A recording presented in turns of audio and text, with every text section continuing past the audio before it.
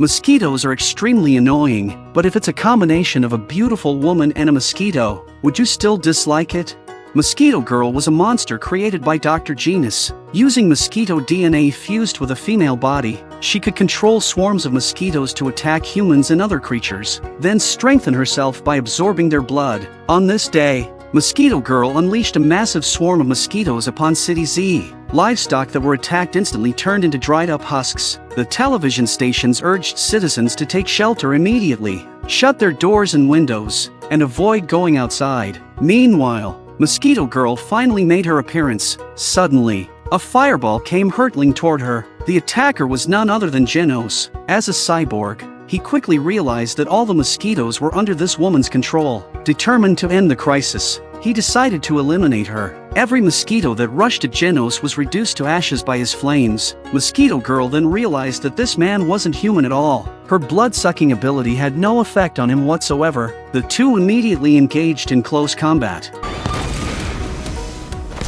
Mosquito Girl soon realized she wasn't a match for Genos. She turned to flee, but she was already locked onto by Genos' missile attack. There was no escape. In desperation, Mosquito Girl summoned countless blood-engorged mosquitoes. In an instant, a massive, dark swarm blanketed the sky. Just then, a bald man arrived, holding a can of bug spray. Genos saw him and immediately warned him to evacuate, telling him that it was far too dangerous to be here. At that moment, the overwhelming mosquito swarm descended, reducing nearby buildings to rubble. Genos cranked up his firepower to the maximum. In an instant, all the mosquitoes within a 100-mile radius were burned to nothing. He sneered at Mosquito Girl's foolishness. She had gathered all the mosquitoes together, making it easy for him to wipe them out in one go. But just then, Mosquito Girl reappeared. She had evolved. In a flash, she was behind Genos.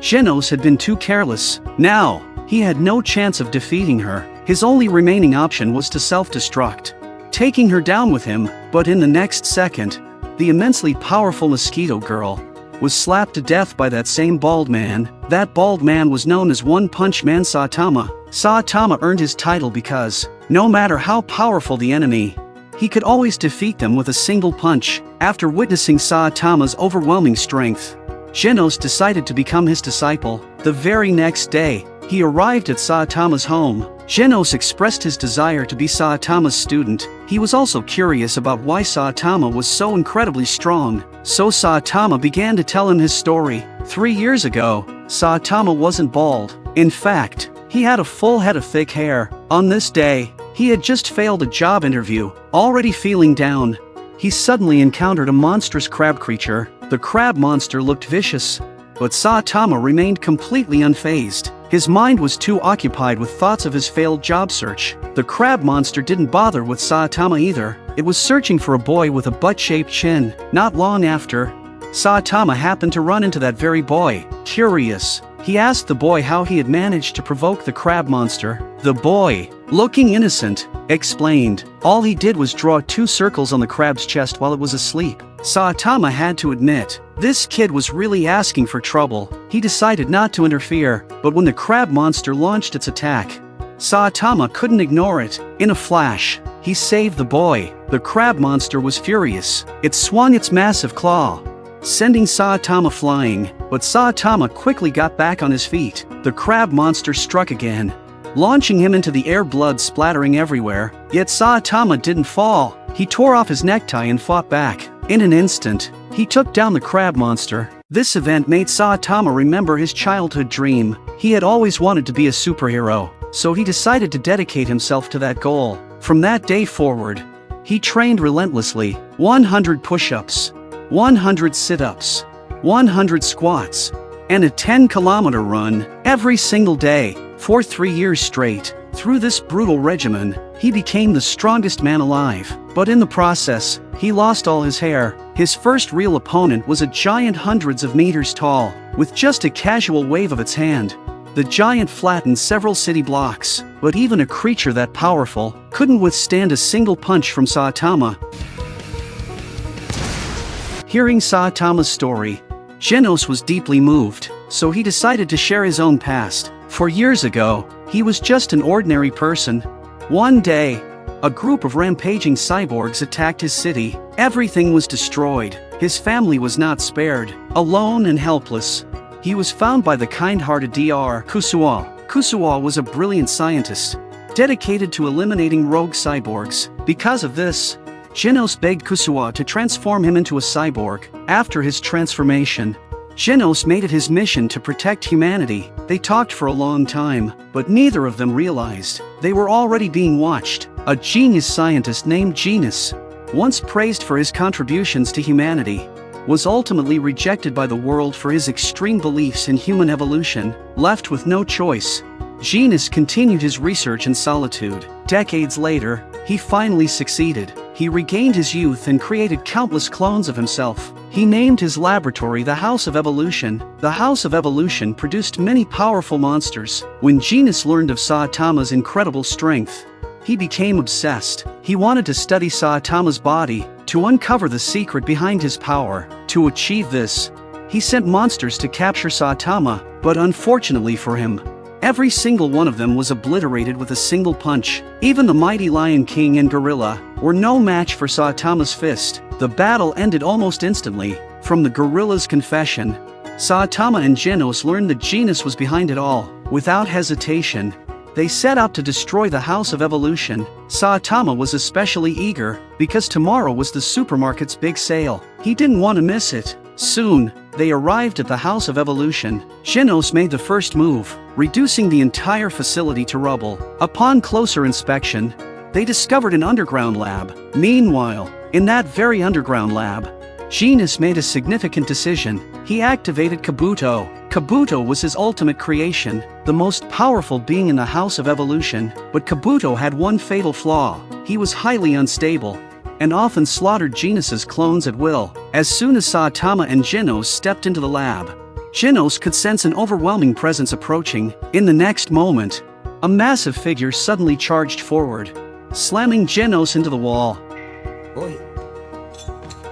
It was Kabuto. Kabuto, eager to have a proper battle with Saitama, invited him to the battle room. But just as they were about to begin, Genos rushed at Kabuto with full speed. However, he was knocked down with a single punch. Now, it was Saitama's turn to step in. The battle was about to unfold. Genos arrived to watch the fight, but what happened next left him speechless. Before the fight even started, Kabuto was already intimidated by Saitama's gaze. In that brief instant, he felt a clear sense of impending doom. Kabuto quickly asked Saitama how he had become so strong. Saitama casually replied, "You just need to do 100 push-ups, 100 sit-ups, 100 squats, and run 10 kilometers every day. As long as you're disciplined enough, you'll get as strong as me." Genos couldn't help but complain, feeling that Saitama's workout routine sounded too basic. It couldn't possibly have such extraordinary results. Kabuto, too, thought Saitama was joking, so he decided to activate his most powerful mode, intending to kill Saitama, but in doing so, he would lose his sanity within 7 days. Upon hearing this, Saitama suddenly realized it was Saturday. It was supermarket sale day. Without hesitation, he landed a single punch on Kabuto, instantly killing him. Genos was stunned. He couldn't believe that the strongest monster in the House of Evolution had been obliterated with a single punch from Saitama. By the time Genos regained his senses, Saitama had already disappeared. At that very moment, Saitama was speeding toward the supermarket. On this day, a group of bald men suddenly appeared in the bustling city. They were a group of people who disliked work, and their organization was called Paradisers. Their goal was to create an ideal city where people could earn income without working. To achieve this, the leader of Paradisers, Hammerhead, took action. He first launched a powerful punch at the mansion of the wealthy Zanairu, and the entire building collapsed in an instant. Hammerhead was satisfied. Just then, one of the subordinates looked at the map and said it wasn't this building. Hammerhead was quite frustrated by this. Although their IQs were low, their combat abilities were decent. On the other side, Saitama was also very helpless. The media had broadcasted that the terrorists causing the recent chaos were bald, and they warned citizens to run if they saw bald-headed individuals. Saitama felt personally targeted. He decided it was time to take care of this group.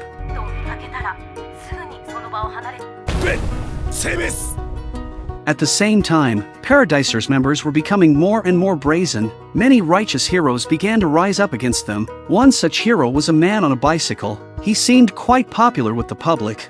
But in an instant, he was knocked to the ground by Hammerhead.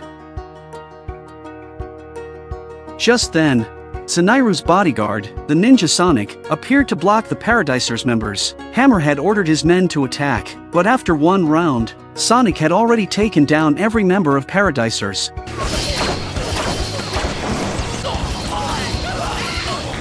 Hammerhead didn't even understand what happened before his entire team was wiped out. In a moment of desperation, Hammerhead decided to use the Stonehenge to slow Sonic down, but Sonic's speed was too fast. In the blink of an eye, Sonic appeared behind Hammerhead and threw a dart, pinning it into the back of his head. With a confident smile, Sonic left the scene. However, he had underestimated the hardness of Hammerhead's skull, and unfortunately for him, Hammerhead didn't get far before running into Saitama. Hammerhead immediately entered his strongest mode.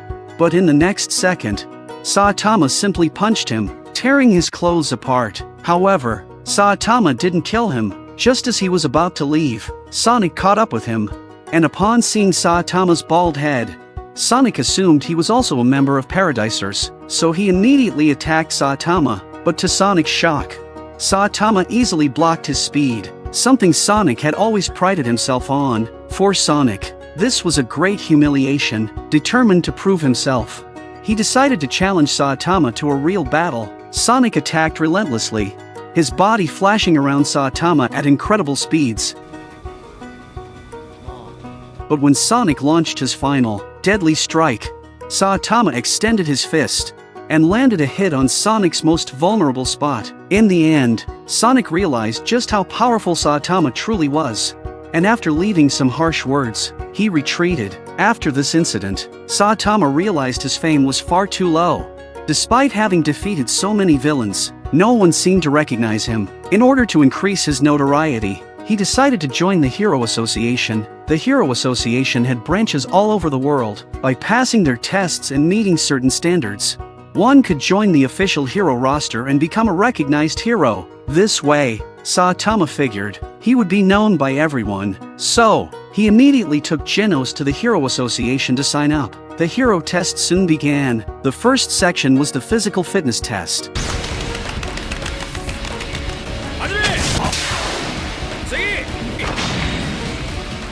Saitama displayed his terrifying strength, breaking all the records in an instant. Everyone in the room was left speechless, but the results were rather comical. Saitama scored only 71 points, just barely passing, and was ranked as a C-class hero. On the other hand, his disciple Genos was rated as the strongest S-class hero, scoring a perfect 100. This was because while Saitama had maxed out the physical tests, his written exam, especially the essay, was a complete disaster. As Saitama was feeling frustrated, an A-class hero named Snake appeared. It was common for newcomers to be suppressed in the Hero Association, but before the battle even started, it was already over. The next day, Genos challenged Saitama to a sparring match. Wanting to see just how big the gap between them really was, the fight began, and Genos attacked with all his might. He fired his laser cannon, turning several kilometers into ashes, but Saitama remained calm and effortlessly deflected Genos' attacks.